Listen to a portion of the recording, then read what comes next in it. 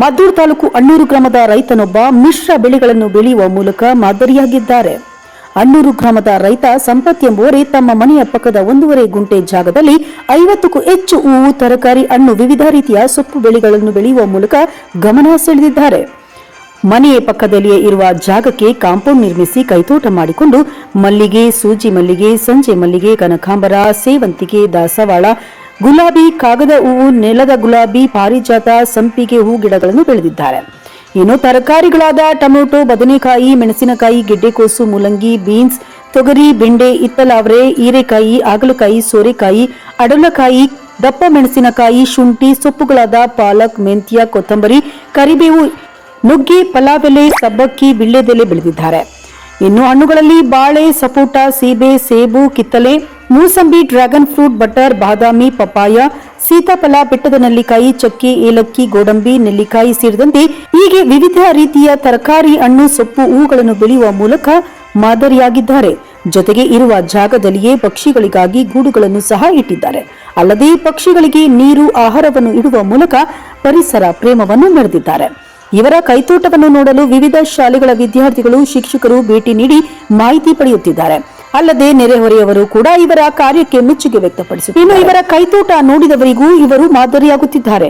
ಇಡೀ ಕೈತೋಟಕ್ಕೆ ಯಾವುದೇ ರಾಸಾಯನಿಕ ಗೊಬ್ಬರ ಬಳಸದಂತೆ ಸಾವಯವ ಕೊಟ್ಟಿಗೆ ಗೊಬ್ಬರ ಬಳಕೆ ಮಾಡುವ ಮೂಲಕ ಆರೋಗ್ಯಯುತ ಆಹಾರ ಪದಾರ್ಥಗಳನ್ನು ಬೆಳೆಯುತ್ತಿದ್ದಾರೆ. ಮನೆ ಬಳಕೆಗೆ ಬೇಕಾದ ಹಣ್ಣು, ತರಕಾರಿ, ಹೂವು ಬೆಳೆದುಕೊಂಡು ಖರ್ಚನ್ನು ಕಡಿಮೆ ಮಾಡಿಕೊಂಡಿದ್ದಾರೆ. ಪ್ರತಿಯೊಬ್ಬರು ಇದೇ ರೀತಿ ಕೈತೋಟ ಮಾಡಿಕೊಂಡು ತರಕಾರಿ ಬೆಳೆದು ಉಪಯೋಗ ಮಾಡಿಕೊಂಡು ಉತ್ತಮ ಆರೋಗ್ಯ ಕಾಪಾಡಿಕೊಳ್ಳಬಹುದಾಗಿದೆ.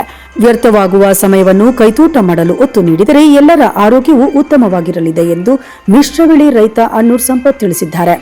ಇನ್ನು ಸಂಪತ್ ಅವರ 30-40 ಅಳತೆಯ ಸೈಟ್ನಲ್ಲಿ ಕೈತೋಟ ಕಂಡು ಶ್ಲಾಘನೆ ವ್ಯಕ್ತಪಡಿಸಿದ್ದಾರೆ.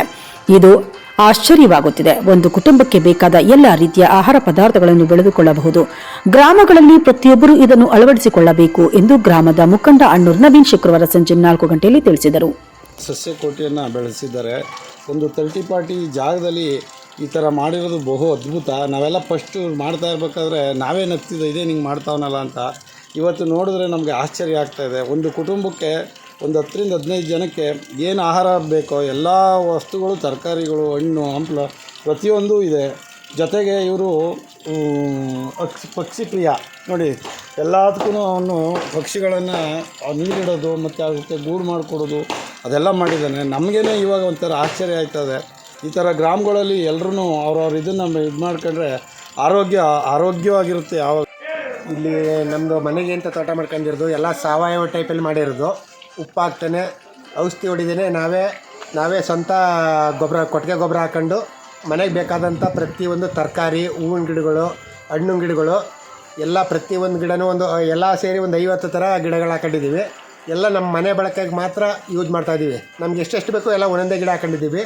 ಸೇಬು ಹಾಕಿದ್ದೀವಿ, ಸಪೋಟ ಹಾಕಿದ್ದೀವಿ, ದಾಳಿಂಬೆ ಹಾಕಿದ್ದೀವಿ, ಕಿತ್ತಲೆ ಹಾಕಿದ್ದೀವಿ, ಮೋಸಂಬಿ ಹಾಕಿದ್ದೀವಿ, ಕಿರ್ಲಿ, ನಿಂಬೆ, ಕರಿಬೇವು, ನೆಲ್ಲಿಕಾಯಿ ಗಿಡ, ಬೆಟ್ಟದ ನೆಲ್ಲಿಕಾಯಿ ಗಿಡ, ಹೂವಿನ ಗಿಡಗಳು, ಮಲ್ಲಿಗೆ ಗಿಡ, ಪ್ರತಿಯೊಂದು ಎಲ್ಲ ಥರ ಹೂಗಳು, ಗುಲಾಬಿ ಗಿಡ ಮತ್ತು ಸೋ ಗಿಡಗಳು, ಹೀರೆ, ಅಡ್ಲ, ಆಗ್ಲ, ಕುಂಬಳ, ಪ್ರತಿಯೊಂದು ಹಿತ್ತಲವರೆಕಾಯಿ ಎಲ್ಲ ಥರ ಗಿಡಗಳನ್ನು ಹಾಕೊಂಡಿದ್ದೀವಿ. ನುಗ್ಗೆ ಗಿಡ, ಪರಂಗಿ ಗಿಡ, ಹಿಂಗೆ ಎಲ್ಲ ಥರ ಗಿಡನೂ ಎಲ್ಲ ಥರ ಒಂದು 50 ಥರ ಗಿಡಗಳನ್ನು ಹಾಕೊಂಡು ನಮ್ಮ ಸಾವಯವ ಟೈಪಲ್ಲಿ ಟೊಮೊಟೊ, ಬದನೆ ಎಲ್ಲ ನಮ್ಮ ಮನೆ ಬಳಕೆಗೆ ಎಷ್ಟು ಬೇಕು ಅಷ್ಟು ಮಾಡ್ಕೊತಾ ಇದ್ದೀವಿ. ಇದೇ ಥರ ಪ್ರತಿಯೊಬ್ಬರು ಜಾಗ ಇರುವಂಥವರು ಮನೆಯವರು ಹಳ್ಳಿಗಳಲ್ಲಿ ಅವ್ರವ್ರಿಗೆ ಯೂಸ್ ಮಾಡ್ಕೊಂಡ್ರೆ ತುಂಬ ಆರೋಗ್ಯಕರವಾಗಿರ್ತದೆ, ತುಂಬ ಒಳ್ಳೆಯದು ಅನ್ನಿಸ್ತದೆ. ಸುಮ್ಮನೆ ಟೈಮ್ ವೇಸ್ಟ್ ಮಾಡೋ ಬದಲು ಹಿಂಗೆ ಮನೆ ಹತ್ರ ತೋಟ ಇರೋದಿಲ್ಲ, ಗಿಡಗಳು ಹಾಕೊಂಡು ಹಿಂಗೆ ಮೇಂಟೈನ್ ಮಾಡಿದ್ರೆ ನೋಡೋಕ್ಕೂ ಚೆನ್ನಾಗಿರ್ತದೆ, ಖುಷಿನೂ ಇರ್ತದೆ, ಆರೋಗ್ಯವಾಗೂ ಇರ್ಬೋದು.